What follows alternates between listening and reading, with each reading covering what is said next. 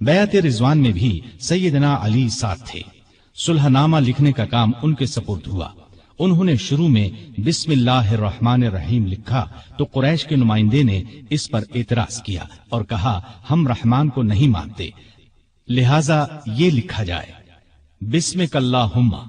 रसूल करीम सल्लल्लाहु अलैहि वसल्लम की हिदायत पर सैयदना अली ने यही लिख दिया। अब आपने उनसे फरमाया, लिखो, ये वो शर्तें हैं जो मोहम्मद रसूलुल्लाह सल्लल्लाहु अलैहि वसल्लम ने कुरैश से तय की हैं।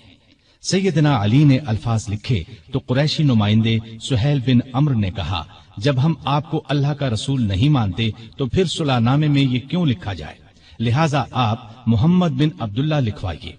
इस पर आपने फरमाया, बेशक मैं अल्लाह का रसूल हूं, लेकिन ए अली यहां लिख दो मोहम्मद बिन अब्दुल्ला।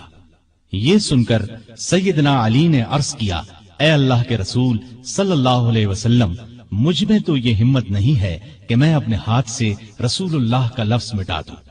उनकी बात सुनकर रसूलुल्लाह सल्लल्लाहु अलैहि वसल्लम ने अपने हाथ से रसूलुल्लाह के अल्फाज मिटा दिए। उसके बाद अली ने बाकी मुआहिदा तहरीर किया।